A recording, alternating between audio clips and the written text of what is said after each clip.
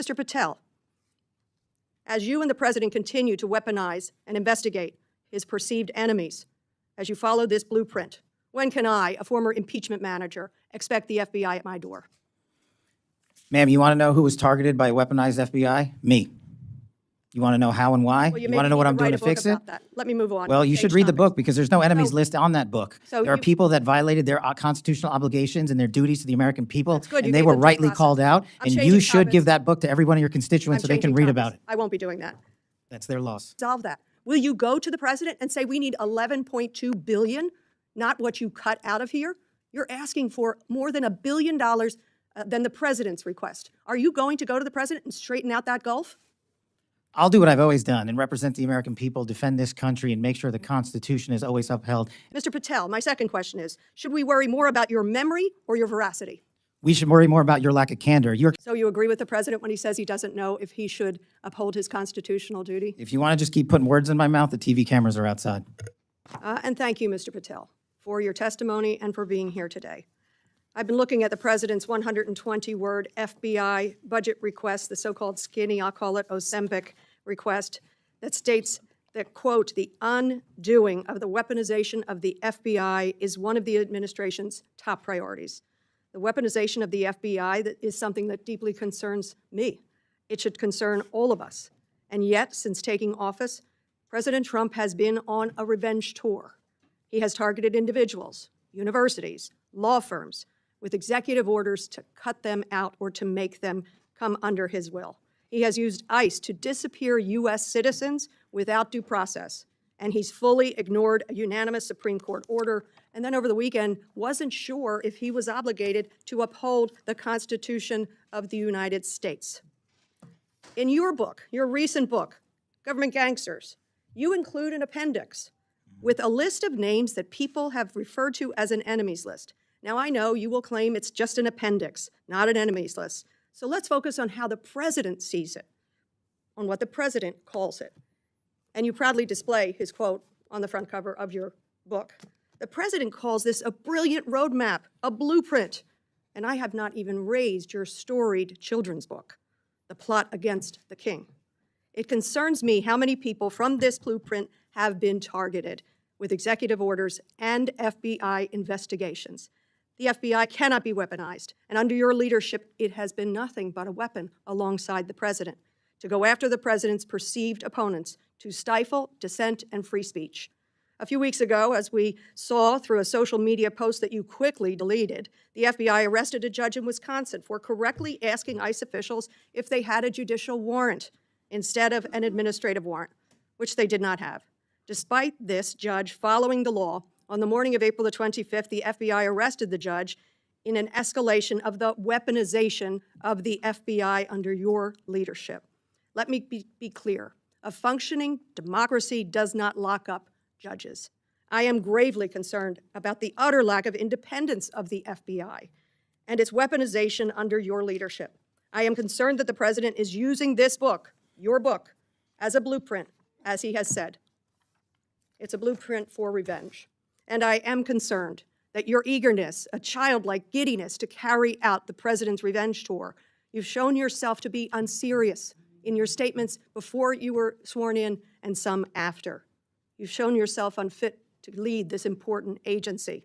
I was an impeachment manager for President Trump's second impeachment. It was a sad, solemn duty. And so I wanted to ask you about that. Mr. Patel, as you and the President continue to weaponize and investigate his perceived enemies, as you follow this blueprint, when can I, a former impeachment manager, expect the FBI at my door?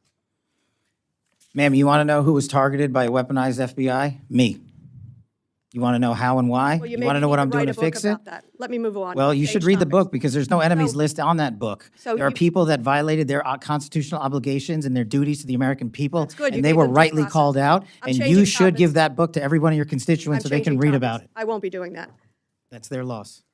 During your Senate confirmation hearings, you repeatedly denied having any involvement as a private citizen in the firing of FBI officials who engaged in the prosecution against January 6th insurrectionists, the violent rioters who beat and killed Capitol police officers, and whom you referred to as political prisoners.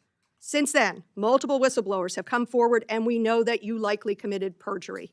At the same hearing, you claimed you were not familiar with Stu Peters, an anti-Semitic Holocaust denier, despite the fact that you appeared on Mr. Peters' podcast 8 separate times. 8 times, and you claimed not to recall. Mr. Patel, my second question is, should we worry more about your memory or your veracity? We should worry more about your lack of candor. You're accusing me of committing Veracity? perjury. Tell the American You didn't people how know- I broke the law and committed a felony. You did, Have the audacity to actually put the all right, facts then the forward answer is instead of both. lying for political banter so you can have a 20-second answer donation hit. The answer is both. I believe that the The men and answer is women of you're the failing, not I would me. play my time. Go ahead.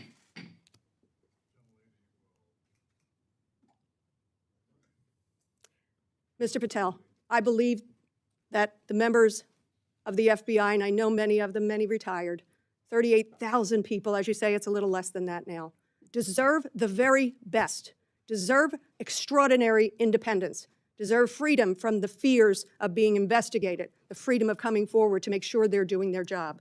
And I'll end with this, that I think it's interesting that in your proposal today, you find yourself at a gulf of difference between you and the president. I wonder how you will resolve that. Will you go to the president and say, we need $11.2 billion, not what you cut out of here? You're asking for more than $1 billion than the president's request. Are you going to go to the president and straighten out that gulf? I'll do what I've always done and represent the American people, defend this country, and make sure the Constitution is always upheld and the FBI is never weaponized. Maybe you should do the same. So you agree with the president when he says he doesn't know if he should uphold his constitutional duty? If you want to just keep putting words in my mouth, the TV cameras are outside. I thank you. I yield back. Again, this is an unserious moment, sadly, for the FBI. I yield back. More so for you. The exchange between Representative Madeleine Dean and FBI Director Kash Patel wasn't just another heated moment on Capitol Hill. It was a confrontation over something far bigger than personal tempers. What you just saw was about power, accountability, and whether the Federal Bureau of Investigation will continue to serve the American people with independence and integrity or be turned into a political weapon. When Representative Dean accused Patel of leading a weaponized FBI, she wasn't just making noise. She was giving voice to a deep concern shared by millions of Americans that under this administration, the machinery of law enforcement is being bent toward revenge, not justice. She pointed to specific examples: the president's executive orders targeting perceived opponents, the arrest of a Wisconsin judge under questionable circumstances, and Patel's own writings, particularly his book, which the former president publicly praised as a brilliant roadmap, calling it a blueprint for action. If that blueprint is being used as a guide to punish dissent, silence critics, and intimidate institutions, then we have a real constitutional crisis on our hands. Dean's line of questioning wasn't about politics. It was about protecting the line that separates democracy from authoritarianism, the line that says no president, no director, and no administration should ever use law enforcement to settle political scores. To understand why this exchange matters, you have to look at what's really at stake inside the FBI. It's not just about the people at the top. It's about thousands of career agents and analysts who have devoted their lives to upholding the law, regardless of who sits in the Oval Office. When leadership sends signals that investigations can be shaped by political pressure, it doesn't just distort priorities. It endangers every honest agent trying to do their job. It tells them loyalty to power might matter more than loyalty to truth. And that's where the danger lies, because once that message sinks in, ordinary Americans begin to lose faith that justice is blind. Communities stop trusting investigators. Whistleblowers stay silent. Judges second-guess their rulings out of fear. And suddenly, a country built on the rule of law starts functioning more like one ruled by fear. Representative Dean's concern over the arrest of a Wisconsin judge illustrates this perfectly. That judge was taken into custody for challenging an ICE action that lacked a proper judicial warrant. Think about that. A judge asking whether federal officers had the correct legal paperwork and then being arrested by the same system she questioned. That's not just alarming, it's chilling. Because a functioning democracy does not lock up judges for doing their jobs. Then there's the question of honesty. During his confirmation hearings, Patel was asked about his past media appearances and connections with extremist hosts. His answers were evasive and, in some cases, contradicted by public records. When the person leading the FBI cannot be fully candid under oath, it undermines the credibility of the entire agency. Dean's pressing on those inconsistencies wasn't just about catching him in a lie, it was about defending the truth as a civic value. Now, some will argue this is all political theater, but that's a lazy way to dismiss accountability. Oversight hearings exist for a reason, to make government officials answer for their actions in public. The shouting you hear is not the point, the paper trail is. What matters is whether these exchanges lead to investigations, to Inspector General reports, to whistleblower protections, to real transparency. Because without follow-up, democracy turns into performance. Here's what this moment teaches us. The weaponization of the FBI is not just a Republican talking point. It's a warning about what happens when any political faction decides that power is more important than principle. The irony is that those who cry weaponization the loudest are often the ones trying to bend the weapon to their will. And for ordinary citizens, this hearing was a reminder that independence in law enforcement isn't a luxury, it's a safeguard. When the FBI, the courts, or any agency loses its autonomy, everyday people become vulnerable to political retaliation. Imagine being investigated not because you broke a law, but because you criticized someone in power. That's the road authoritarian governments travel, and that's the road Representative Dean was trying to stop this country from walking down. So what can you do about it? Don't just shake your head at the headlines. Stay engaged. Demand evidence, not rhetoric. Ask your representatives to support stronger whistleblower protections and to fund independent oversight bodies like the Inspector General's office.